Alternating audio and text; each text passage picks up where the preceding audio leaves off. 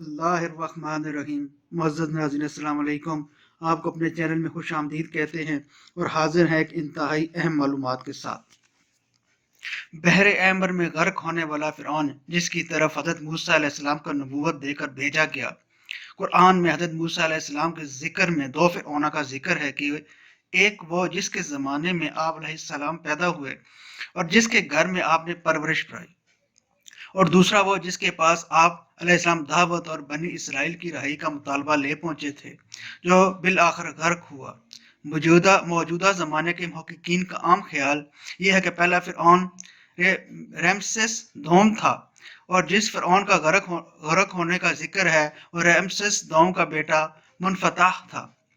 उसी ने बनी इसराइल को गुलाम बना लिया और उन पर हर तरह के मजालिम करता था। 1491 कबल मसीह में जब फ़िरऔन मिस्र ने मूसा अलैहिस्सलाम और उनकी कौम का पीछा किया कि उन्हें ख़त्म कर दे, और अचानक ऐसा मकाम आया कि आगे सिर्फ समंदर था और पीछे फ़िरऔन का लश्कर, भागने का कोई रास्ता न था। तब अल्लाह ने हज़रत मूसा अलैहिस्सलाम को हुक्म दिया कि अपना असाए मुबारक समंदर में मारो। उन्होंने ऐसा ही किया और देखते ही देखते समंदर दो हिस्सों में बट गया और इतना लंबा रास्ता बन गया कि पूरी बनी इसराइल कौम अपने मालो असबाब समेत यहाँ से गुजर गई। मगर जब फ़िरऔन मिस्र, जो कि खुद को खुदा कहता था, और उसके लश्कर ने गुजरने की कोशिश की तो समंदर वापस आकर मिल गया जैसे पहले मौजूद था, और सारे का सारा लश्कर फ़िरऔन समेत गर्क हो गया। इस तरह डूब कर मरने के बाद समंदर ने सिर्फ फ़िरऔन की लाश को समंदर से बाहर फेंक दिया, जबकि बाकी लश्कर का कोई नामो निशान न मिला। और यूं आहिस्ता आहिस्ता करके वक्त गुजरता गया। मिस्रियों में से किसी शख्स ने साहिल पर पड़ी उसकी लाश को पहचान कर मौजूदा फ़िरऔन के दरबार में बताया। सो फ़िरऔन की लाश को महल पहुंचाया गया। दरबारियों ने मसाले लगाकर उसे पूरी शान शौकत और एहतराम से ताबूत में रख कर महफूज कर लिया। कमाल का इत्तफाक है कि पूरी ज़मीन पर उस वक्त सिर्फ एक वही कौम थी जिसे मसाले लगाकर लाशों को महफूज करने का हुनर आता था। ऐसा लग रहा था कि इस कौम ने इसी दिन के लिए ही सब सीखा था। फ़िरऔन मिस्र की लाश को मसाला लगाकर महफूज करने के अमल के दौरान उनसे गलती हो गई, और वो गलती ये थी कि फ़िरऔन क्योंकि समुद्र में डूबकर मरा था और मरने के कुछ अरसे बाद पानी में रहने की वजह से उसके जिस्म पर समुद्री नमकियात की एक तह जम गई थी। सो मिस्रियों ने उसकी लाश पर नमकियात की वो तह इसी तरह से रहने दी और उसे ऐसे ही मसाला लगा दिया। वक्त गुजरता गया, जमीन और आसमान ने बहुत सारे इनकलाब देखे, जिसकी गद के नीचे सब कुछ दब गया, हत्ता कि फ़िरऔन की हनूज शुदा लाशें भी जमीन की तहों के अंदर छुप गईं। इनके नाम सिर्फ किताबों और उनकी तामीरात और शान शौकत लोगों के जहनों के अंदर ही रह गई। इसके अलावा इनका बनाया गया सब कुछ खत्म हो गया। इस वाक़े के 2000 साल के बाद इस दुनिया में अल्लाह के आखिरी नबी हज़रत मोहम्मद मुस्तफ़ा सल्लल्लाहु अलैहि वसल्लम तशरीफ़ लाए और उन पर नाज़िल होने वाली आखिरी किताब के अंदर इंसानों की इबरत के लिए फ़िरऔनों के किस्से बड़ी तफसील के साथ बयान किए गए। और इसी सिलसिले में फ़िरऔन के जिस्म को महफूज करने के बारे में भी एक आयत नाज़िल हुई, जिसके अंदर अल्लाह पाक वाज़ेह तौर पर फरमाते हैं कि हम तेरे जिस्म को आने वाले इंसानों के लिए इबरत बनाकर महफूज कर लेंगे। इस आयत मुबारका की सच्चाई पर तमाम मुसलमानों को तो यकीन था, लेकिन वो ये समझने से कासिर थे कि खुदाई का दावा करने वाले की लाश भला कहाँ महफूज की गई होगी, इसे कैसे इबरत का निशान बनाया गया होगा, कौन इसकी तस्दीक करेगा। ये इतना नाजुक मामला था कि ज़रा आप खुद सोच कर देखें कि कुरान पाक के अंदर बयान किए गए अल्लाह के तमाम अल्फाज में से अगर सिर्फ ये आयत मुबारका भी या अल्लाह का यह दावा नाउज़ बिल्लाह गलत साबित हो जाता तो गैर मुस्लिम कुफार के सामने मुसलमान किस मुंह से बाकी कुरानी आयात का दिफा करते। मगर ये अल्लाह ताला का कलाम है जिसके अंदर कोई शक और शुबा की गुंजाइश नहीं, इसीलिए हर दौर के अंदर इसने अपने आप को और अपने एक एक लफ्ज़ को मनवाया। 1871 ईस्वी में मिस्र के एक शहर अल गोरनिया से ताल्लुक रखने वाले गरीब और मामूली चोर अहमद अब्दुल रसूल को फ़िरऔनों की हिनूद शुदा लाशों की तरफ जाने का खुफिया तरीन रास्ता मिल गया। ये बस इतना चाहता था कि फ़िरऔन की लाश के साथ मौजूदा कीमती नवादरात यानी सोना चांदी हीरे मोती वगैरह को चुरा सके। ये दरियाए नील के किनारे तब तबीसा के मकाम पर बैठा मनसूबा बना रहा था कि जब उसे खुफिया रास्ते का पता चला और उसने ये जगह खोदनी शुरू की। इसी दौरान से मशकूक समझकर कुछ लोगों ने पकड़ लिया और पुलिस के हवाले कर दिया। बाद में जिस जगह को खोद रहा था वहां से मिलने वाले रास्ते की खुदाई की गई तो 1891 के दौरान दूसरी मम्मियों के साथ साथ इस गर्क होने वाली फ़िरऔन की लाश भी मिल गई। اس کے کفن پر سینے کے مقام پر اس کا نام لکھا ہوا تھا۔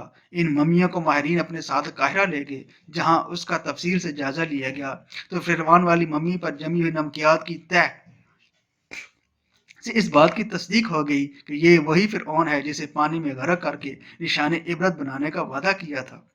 پوری دنیا میں کھلبلی مچ گئی۔ اس کی تصدیق کے لیے پوری دنیا کے آثار قدیمہ کے ماہر اور سائنسدان مصر کی طرف چل پڑے۔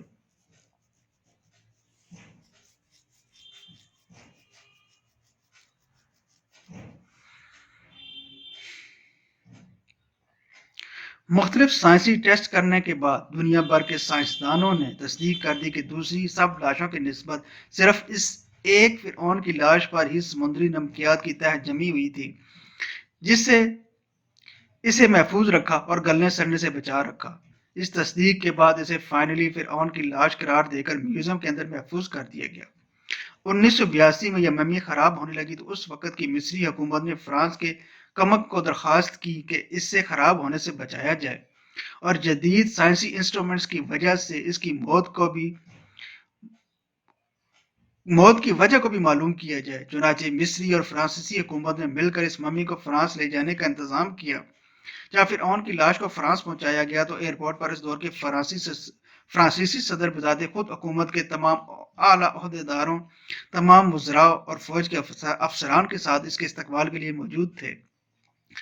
فرعون کی لاش کا استقبال کسی عزیزہ عظیم بادشاہ کی طرح کیا گیا۔ فوجی دستوں نے اسے سلامی دی اور اس کی ممی کو ماہر ڈاکٹروں کی ٹیم کے حوالے کر دیا گیا۔ اس ٹیم کے سربراہ ڈاکٹر مورس بوکائے جو مذہبی طور پر کرسچن تھے، جب مائکروسکوپک ٹیسٹوں کے ذریعے ممی کے تمام اعضاء کا باریک بینی سے جائزہ لیا گیا تو معلوم ہوا اس کی لاش اور جسم کے اندر سمندری زراعت ابھی تک موجود ہیں۔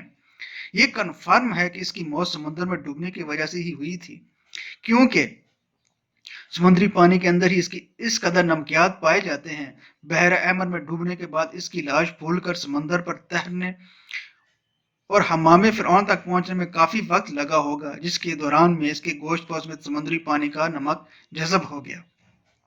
یہ نمک اس کی لاش کو حنوط کرتے وقت خارج نہیں کیا جا سکتا تھا۔ 3000 برس کے دوران میں یہ رفتہ رفتہ اس کے جسم میں سے خارج ہو کر ایک تہ کی صورت میں جم گیا اور جب پٹیاں کھولی گئی تو نمک اس پر جمع ہوا پایا گیا۔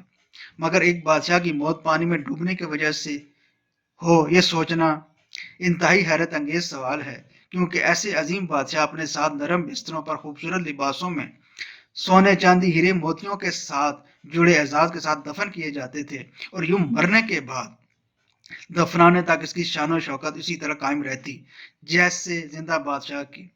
ڈاکٹر مورس کے لیے بھی ایک حیرت کی بات تھی، اور اسی تجسس میں اس نے ممی کے بارے میں مزید جاننے کی کوشش کی تو اسے معلوم ہوا کہ اس بادشاہ کی موت کے حالات مسلمانوں کے نبی حضرت محمد مصطفیٰ صلی اللہ علیہ وآلہ وسلم پر نازل کی ہوئی کتاب قرآن پاک کے اندر سے آج سے 1400 سال پہلے تفصیل سے درج ہے۔ اسے پتا تھا کہ جہاں سے یہ لاش ملی ہے وہ ایک اسلامی ملک ہے، چنانچہ تجسس کے ہاتھوں مجبور ہو کر وہ مصر پہنچا۔ ایک سائنسدان تھا، اسی لیے اس نے مصر کے ایک سائنسدان سے ملاقات کی، جس نے اسے قرآن پاک کھول کر سورہ یونس کی آیت 90 تا 92 کا ترجمہ لفظ پر لفظ سنایا، جس میں فرعون کی خدائی کا دعویٰ، اس کا پانی میں ڈوب کر مرنا اور پھر پانی سے نکال کر اس کی لاش کو محفوظ کرنے کا وعدہ اللہ تعالیٰ نے واضح طور پر کیا ہوا تھا۔ ان قرآنی آیات کا اشارہ بالکل واضح تھا اور صرف ایک جانب تھا کہ تجھے میں مرنے کے بعد آنے والوں کی محفوظ کر کے عبرت کا نشان بنا دوں گا۔ ڈاکٹر مورس نے جب اس قرآنی آیت کا ترجمہ پڑھا تو بے اختیار چلا اٹھا، بالکل قرآن سچی کتاب ہے، اس کا ایک ایک لفظ اور اللہ کے پیغمبر حضرت محمد مصطفیٰ صلی اللہ علیہ وآلہ وسلم سچے ہیں، سبحان اللہ۔ اسی وقت کلمہ پڑھا اور مسلمان ہو گیا۔ قدیم مصر کے اس فرعون کو عام طور پر ایک طلسماتی بادشاہ کے روپ میں پیش کیا جاتا، جو بڑے رعب و جلال والا تھا اور مضبوط جسم کا مالک تھا۔ ایک طویل سائنسی تحقیق کے بعد اب اس کی اصلیت دنیا کے سامنے آ گئی ہے، کیونکہ ماہرین آثار قدیمہ، تاریخ دانوں، سائنسدانوں اور میڈیکل سائنس کے ماہرین نے مل کر مصری شہر کے اندر فرعون کے مقبروں کے شہر میں موجودہ ڈھانچے پر ٹیکنالوجی سے ریسرچ کی اور سپر کمپیوٹر کی مدد سے 2000 جسمانی نقوش کی مدد سے اس کے جسم کے خد و خال کو تصویر کو تیار کیا گیا تو معلوم ہوا کہ یہ فرعون قدر نازک جسم کا مالک تھا۔ اس کا بایاں پاؤں ٹیڑھا تھا اور بیماری اور کمزوری کی وجہ سے وہ چھڑی کے سہارے چلتا تھا۔ اس کے باپ اور اس کی ماں کے DNA کے نمونوں سے یہ ثابت ہوا کہ اس کے ماں باپ آپس میں بہن بھائی تھے۔ ماہرین کا کہنا ہے کہ اس فرعون کی جسمانی خامیوں کمزوریوں کی وجہ سے بھی یہی تھی کہ اس کے ماں باپ کا آپس میں دراصل بہن بھائی کا رشتہ تھا۔ یہ فرعون آج سے تقریباً 3500 سال قبل مصر کا حکمران تھا، اور اس وقت کی رسم کے مطابق ہر فرعون کی لاش کے ساتھ شاہی استعمال میں رہنے والے کچھ چیزیں بھی ساتھ دفن کر دی جاتی تھیں۔ فرعون کی لاش عبرت کے لیے ایسے محفوظ کر کے دنیا کے سامنے رکھ دے گی کہ آج انٹرنیٹ پر، اخباروں، ٹی وی چینلز پر کروڑوں اربوں انسانوں کی آنکھوں کے سامنے قابل ترس حالت میں موجود ہے۔ کس لیے؟ عبرت کے لیے۔